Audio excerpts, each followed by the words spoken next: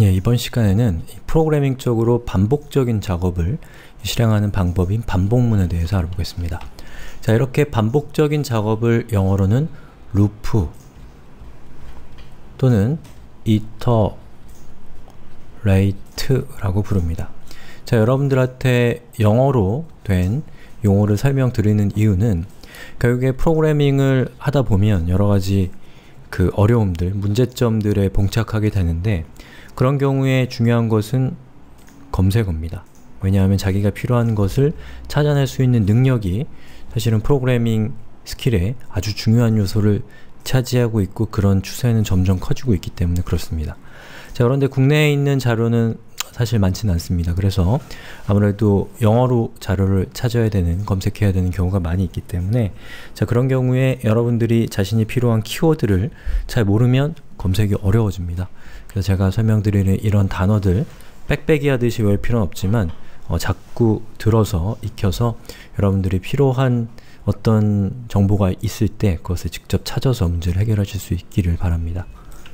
자, 반복문에 대해서 이제 본격적으로 이야기를 할 건데요. 자, 여기 제가 적어 놓은 것처럼 인간은 반복적인 작업을 잘 못하죠. 실수하고 지루해하고 뭐 그럽니다. 자, 컴퓨터는 인간의 바로 이러한 결함을 대신해주기 위한 도구인 거죠. 컴퓨터는 반복적인 작업을 아주 잘하고 심지어 좋아하는 것 같은 느낌이 들 정도예요. 자, 그래서 어떻게 컴퓨터에게 반복적인 작업을 시키느냐 라는 거에 대해서 알아보는 것이 이번 시간의 목표이고요.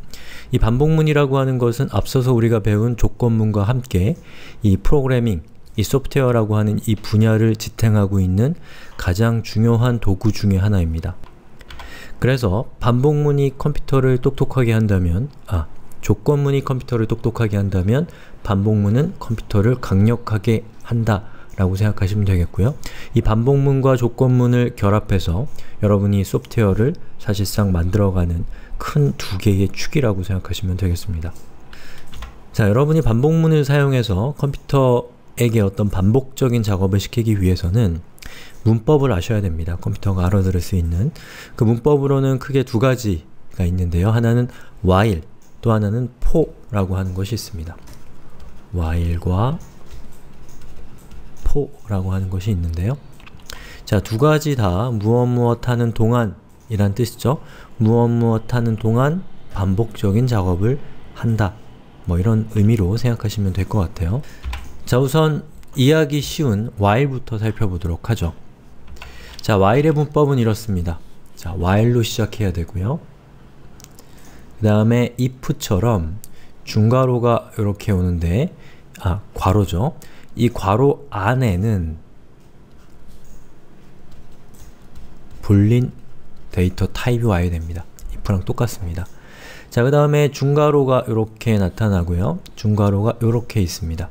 그러면 이 두 개의 중괄호 사이에 있는 이 부분이 바로 반복적으로 실행될 코드가 위치할 좌표입니다. 그래서 여기 있는 while문 뒤에 오는 요 조건이라고 적혀있는 이곳의 값이 불린 중에서 true인 동안에 반복해서 실행할 코드라고 하는 중괄호와 중괄호 사이에 위치하고 있는 이 코드들이 반복해서 실행이 됩니다. 언제까지? 자, 여기 있는 조건이 true에서 false가 될 때까지요. 자, 설명은 이 정도에서 마치고요. 실제 코드를 보면서 어떻게 반복문이 실행되는가를 살펴보겠습니다. 자, 그 전에 약간 살짝 옆길로 새서 여러분들에게 한 가지 더 설명을 드릴 게 있는데요. 자, 지금 보고 계신 이것은 제가 예제를 실행하기 위해서 준비한 샘플 HTML 파일입니다. 자, 이건 이제 웹페이지를 보여주는 그런 내용이죠. 자, 여기 그 스크립트라고 되어 있는 것 바깥에다가 제가 뭐 hello world라고 이렇게 입력하면 보시는 것처럼 브라우저에 hello world가 이렇게 출력이 됩니다. 그쵸? 그리고 hello world를 제가 뭐 이렇게 입력을 하면 자, 보시는 것처럼 hello world가 여러 번 출력이 되죠? 그 근데 지금 한 줄에 출력되고 있는 이유는 자, 이 뒤에다가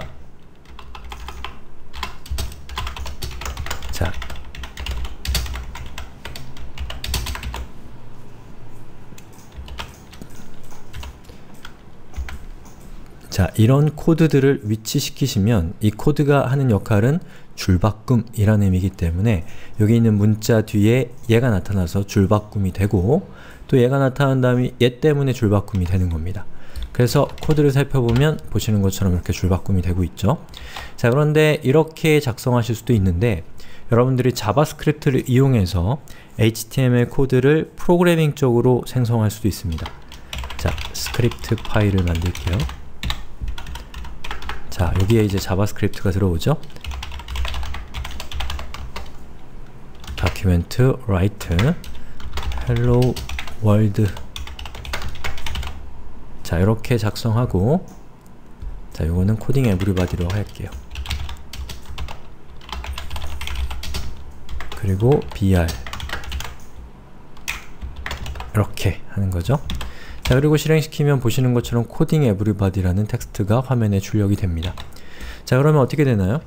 여기 보시면 document write 라고 하는 이 구간과 이 구간 사이에 있는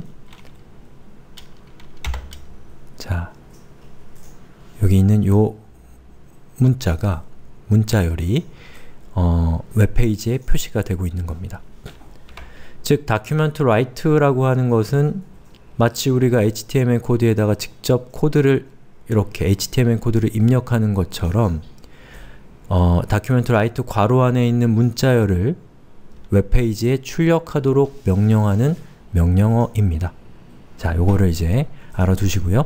이 다음 예제에서 document write라는 걸 쓸 거기 때문에 그렇습니다. 이렇게 하나하나 배워가는 거예요. 자, 여기에 있는 이 코드를 사용을 할 건데요. 이 코드는 while 뒤에 요 괄호 안에 true가 들어와 있죠. 그 얘기는 뭐냐면 여기 있는 이 반복적으로 실행할 구문이 끊임없이 반복돼서 실행된다라는 뜻이에요. 멈추지 않는다라는 뜻입니다. 자, 그런 코드이기 때문에 여러분들이 이 명령을 실행을 하면 컴퓨터에게 부담을 줄 수가 있습니다. 컴퓨터가 고장나고 그렇진 않습니다. 자, 그래서 뭐 웹페이지나 이런 데서 어떤 일을 하고 계셨다면 그 일을 일단 세이브 하시고 정리한 다음에 이 코드를 따라 하시는 게 좋습니다. 자, 그럼 제가 이걸 카피해서 뭐 카피할 것도 없네요.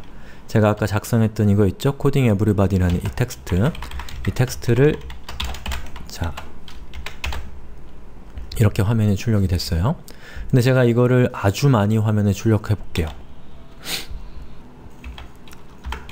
자, while true